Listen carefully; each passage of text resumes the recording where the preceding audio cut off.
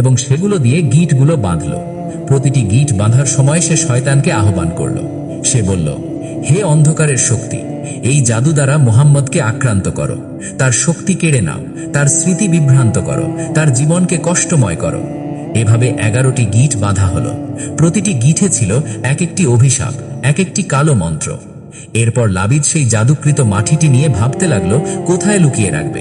সে জানত যে এই জাদু কার্যকর হতে হলে এটিকে এমন জায়গায় রাখতে হবে যেখানে কেউ সহজে খুঁজে পাবে না।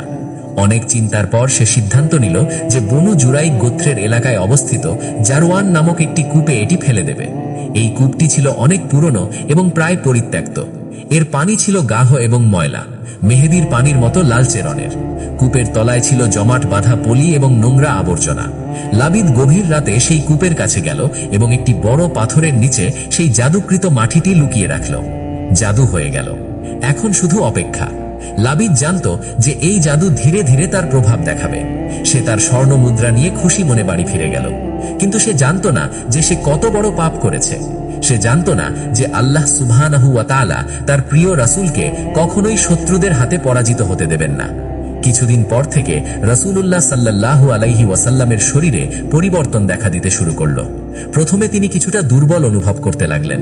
তার স্বাভাবিক প্রাণচাঞ্চল্য যেন কমে যাচ্ছিল। তিনি যে কাজ করেননি তার মনে হতো যেন সেই কাজ তিনি করে ফেলেছেন। আবার যে কাজ তিনি করেছেন তা মনে হতো করেননি। তার স্মৃতিতে বিভ্রান্তি দেখা দিল। এই অবস্থা তাকে অত্যন্ত কষ্ট দিচ্ছিল। উম্মুল মুমিনিন আয়েশা রাদিয়াল্লাহু আনহা এই পরিবর্তন প্রথম লক্ষ্য করলেন। তিনি দেখলেন যে তার প্রিয় স্বামী, যিনি সবসময় এত সক্রিয় এবং প্রাণবন্ত থাকতেন, তিনি এখন ক্লান্ত এবং অবসন্ন দেখাচ্ছেন। তার চোখে আগের সেই তেজ নেই। তার কথায় কখনো কখনো বিভ্রান্তি দেখা যাচ্ছে। আয়েশা রাদিয়াল্লাহু আনহা জিজ্ঞেস করলেন, ইয়া রাসূলুল্লাহ, আপনার কি কোনো সমস্যা হচ্ছে? আপনাকে অনেক অসুস্থ মনে হচ্ছে। রাসূলুল্লাহ সাল্লাল্লাহু আলাইহি ওয়াসাল্লাম বললেন, হ্যাঁ আয়েশা, আমার ভিতরে কিছু একটা হচ্ছে যা আমি বুঝতে পারছি না। মনে হচ্ছে যেন কিছু একটা আমাকে ভিতর থেকে দুর্বল করে দিচ্ছে। আমি কখনো কখনো ভুলে যাচ্ছি কি করেছি আর কি করিনি। এই কথা শুনে আয়েশা রাদিয়াল্লাহু আনহা অত্যন্ত চিন্তিত হয়ে পড়লেন। তিনি রাসূলুল্লাহ সাল্লাল্লাহু আলাইহি ওয়াসাল্লামের সেবায় আরো মনোযোগী হলেন। তিনি তার জন্য পুষ্টিকর খাবার তৈরি করতেন, তার বিশ্রামের ব্যবস্থা করতেন। কিন্তু কিছুতেই রাসূলুল্লাহ সাল্লাল্লাহু আলাইহি ওয়াসাল্লামের অবস্থার উন্নতি হচ্ছিল না। দিন যায়, সপ্তাহ যায়, রাসূলুল্লাহ সাল্লাল্লাহু আলাইহি ওয়াসাল্লামের অবস্থা ক্রমশ খারাপ হতে থাকে। কিছু বর্ণনায় এসেছে যে এই অবস্থা প্রায় 6 মাস পর্যন্ত স্থায়ী ছিল। এই সময়ে তিনি অনেক কষ্ট পেয়েছেন। তার শরীর দুর্বল হয়ে পড়েছিল। তিনি কখনো কখনো মনে করতেন যে তিনি তার স্ত্রীদের কাছে গেছেন, অথচ বাস্তবে তিনি যাননি। এই বিভ্রান্তি তাকে অত্যন্ত কষ্ট দিচ্ছিল। সাহাবীরাও লক্ষ্য করলেন যে রাসূলুল্লাহ সাল্লাল্লাহু আলাইহি ওয়াসাল্লামের মধ্যে কিছু পরিবর্তন এসেছে। তারা চিন্তিত হয়ে পড়লেন, কিন্তু কেউ বুঝতে পারছিলেন না যে এর কারণ কি। তারা মনে করলেন হয়তো কোনো অসুখ হয়েছে, কিন্তু কোনো চিকিৎসাতেই কাজ হচ্ছিল না। রাসূলুল্লাহ সাল্লাল্লাহু আলাইহি ওয়াসাল্লাম এই কষ্টকর সময়েও আল্লাহর কাছে দোয়া করতে থাকলেন।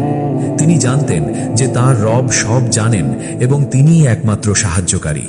তিনি রাতের গভীরে উঠে তাহাজ্জুদ নামাজ পড়তেন এবং আল্লাহর কাছে সাহায্য চাইতেন। তিনি বলতেন, ইয়া আল্লাহ, তুমি সব জানো, তুমি সব দেখো। আমার এই কষ্টের কারণ কি তা তুমি জানো। আমাকে সাহায্য করো, আমাকে সুস্থ করো। আল্লাহ সুবহানাহু ওয়া তাআলা তার প্রিয় রাসূলের দোয়া কবুল করলেন। কিন্তু তিনি চাইলেন যে এই ঘটনার মধ্য দিয়ে মুসলিম উম্মাহকে একটি গুরুত্বপূর্ণ শিক্ষা দেওয়া হোক। তিনি চাইলেন যে মানুষ জানুক যে জাদু সত্য এবং এর প্রতিকার কি। তাই তিনি তার রাসূলকে কিছুদিন এই কষ্টে রাখলেন এবং তারপর তাকে মুক্তির পথ দেখালেন। একদিন রাসূলুল্লাহ সাল্লাল্লাহু আলাইহি ওয়াসাল্লাম আয়েশা রাদিয়াল্লাহু আনহার ঘরে ছিলেন। সেদিন তিনি অনেক বেশি অসুস্থ অনুভব করছিলেন। তিনি আল্লাহর কাছে বিশেষভাবে দোয়া করলেন। সেই রাতে তিনি ঘুমিয়ে পড়লেন এবং সেই রাতেই আল্লাহ তাআলা তাকে স্বপ্নের মাধ্যমে সবকিছু জানিয়ে দিলেন। রাসূলুল্লাহ সাল্লাল্লাহু আলাইহি ওয়াসাল্লাম স্বপ্নে দেখলেন যে দুজন ফেরেশতা তার কাছে এসেছেন। একজন তার মাথার কাছে বসলেন, আরেকজন তার পায়ের কাছে। তারা দেখতে অত্যন্ত সুন্দর এবং তেজময়। তাদের গায়ে ছিল শুভ্র পোশাক এবং তাদের মুখমণ্ডল ছিল আলোকোজ্জ্বল। মাথার কাছে যে ফেরেশতা বসেছিলেন তিনি পায়ের কাছের ফেরেশতাকে জিজ্ঞেস করলেন, এই ব্যক্তির কি হয়েছে? পায়ের কাছের ফেরেশতা উত্তর দিলেন, তাকে জাদু করা হয়েছে। প্রথম ফেরেশতা আবার জিজ্ঞেস করলেন, কে তাকে জাদু করেছে?